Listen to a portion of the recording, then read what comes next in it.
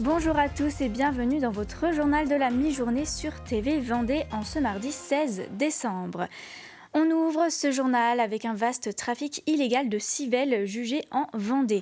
10 personnes, dont 5 pêcheurs professionnels, étaient poursuivis pour ce réseau de braconnage. Près de 470 kilos de civelles écoulées pour un préjudice écologique estimé à 500 000 €. Le tribunal de La Roche-sur-Yon a rendu son verdict. Peine de prison ferme, sursis et amende. Plutôt déçu puisque notre client, en tout cas mon client, a été reconnu coupable sur l'intégralité de la période de prévention alors qu'on plaidait une relaxe partielle. Et puis évidemment, s'agissant d'un marin pêcheur qui se retrouve avec une interdiction d'exploiter la profession pendant 1 an alors qu'il reconnaissait un seul voyage de civelle, évidemment c'est une décision qui est particulièrement sévère. En tout état de cause, à ce stade et compte tenu de l'interdiction d'exercer pendant 1 an, il est fort probable, en tout cas moi je conseillerais à mon client d'interjeter appel de cette décision qui, à mon sens, lui fait grief. Ce qu'on aura retenu quand même, c'est des peines de prison, certes avec beaucoup de sursis, mais quand même des peines de prison. Et également des interdictions d'exercer le métier de civelier pendant 1 an ou 2 ans. Donc ça, c'est quand même des messages forts qui sont envoyés aux pêcheurs professionnels qui ont envie de braconner. Surtout dans cette période où nous, les pêcheurs à la ligne, on ne sait pas encore à quelle sauce on va être mangé l'année prochaine par rapport à la pêche de l'anguille. Donc il y a quand même eu un petit message positif, mais on reste quand même globalement déçus au niveau de la partie civile sur les indemnisations. Direction les Herbiers pour un moment de convivialité peu commun. L'EHPAD Clairefontaine a ouvert ses portes aux bénéficiaires de l'aide à domicile pour un grand loto partagé. Une première placée sous le signe de la rencontre et du vivre ensemble. Une centaine de participants, 69 lots offerts par les commerçants de la ville et une participation gratuite. Reportage d'Anaïs Escalona. Concentration, suspense et quelques jetons bien serrés dans la main. Dans la salle, les regards sont rivés sur les cartons, les numéros s'enchaînent et l'ambiance monte peu à peu. Ce rassemblement que l'on fait aujourd'hui, là, avec ce loto, c'est un moment de convivialité avec les gens que j'ai connus déjà à l'EHPAD, et puis ensuite avec les personnes qui les accompagnent, pour les aides-soignants, les infirmiers et tout. Donc je trouve que c'est une très très belle chose. Ici, résidents de l'EHPAD et bénéficiaires de l'aide à domicile jouent côte à côte. Un après-midi pensé pour créer du lien, partager un moment simple, et surtout sortir de l'isolement. On arrive dans les fêtes, les personnes ne sortent plus trop, c'est vraiment isolé. On est dans un cadre avec le CRT au niveau des herbiers.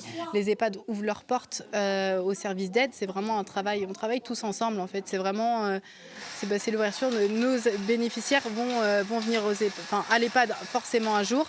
Donc c'est bien de travailler tous ensemble et que tout le monde se retrouve. On a nos bénéficiaires qui étaient avant chez nous, chez Vivradom, qui aujourd'hui sont à l'EHPAD et qui sont présents lors de ce loto. Cette initiative est aussi le fruit d'un travail commun entre les équipes, un partenariat qui permet de changer le regard sur ces lieux de vie. Parce qu'en fait, les personnes que nous accueillons dans les EHPAD ont été toutes à domicile avant. Et c'est important de faire connaître les EHPAD, de changer le regard, parce que parfois il y a beaucoup d'inquiétudes autour des EHPAD, que c'est des lieux où c'est triste, alors que ce n'est pas du tout la réalité. Ils s'y placent plein de belles choses. Et justement aujourd'hui, tellement de belles choses qu'ils ont convié des habitants de nos EHPAD à participer au loto et ils sont nombreux à être avec eux. Une première édition réussie. Face à l'enthousiasme et au travail commun, les équipes promettent un prochain loto chaque année. On en parlait vendredi dernier, un homme interpellé par le RAID à La Roche-sur-Yon soupçonné de préparer une tuerie de masse.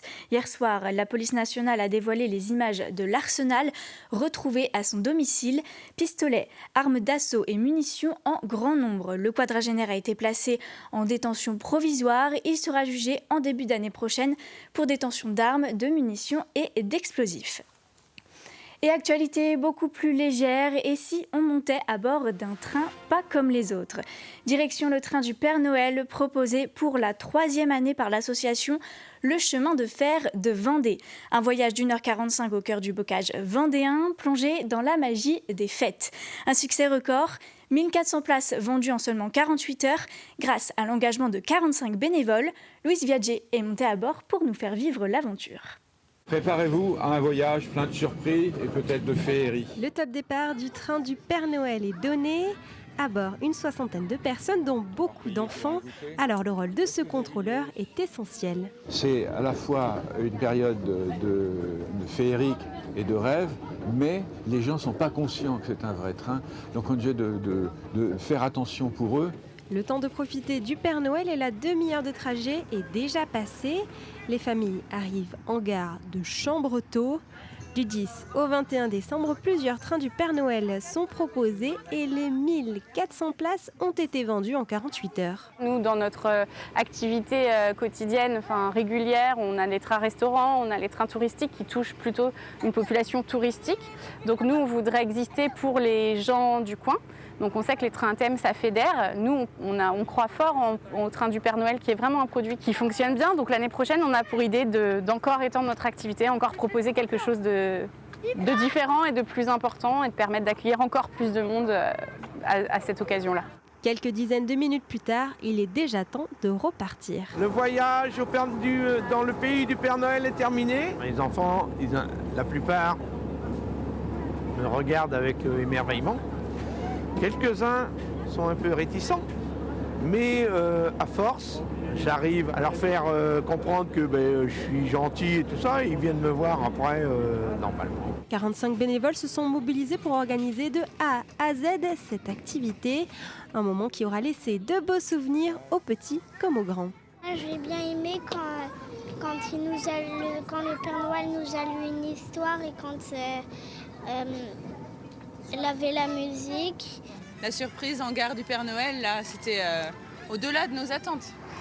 Les dernières dates du train du Père Noël seront le 20 et le 21 décembre au départ de Mortagne-sur-Sèvre. Il y a quelques jours, les sapeurs-pompiers de la Vendée se sont réunis à l'hôtel du département pour célébrer la Sainte-Barbe, une cérémonie d'hommage aux soldats du feu disparus et de reconnaissance pour leur engagement. 24 sapeurs-pompiers ont été décorés, dont 7 médaillés or pour 30 ans de service. On y reviendra plus en détail ce soir dans l'édition de 18h. Et c'est la fin de cette édition. Je vous donne rendez-vous tout à l'heure à 18h pour un nouveau point sur l'actualité. En attendant, je vous souhaite une très belle après-midi.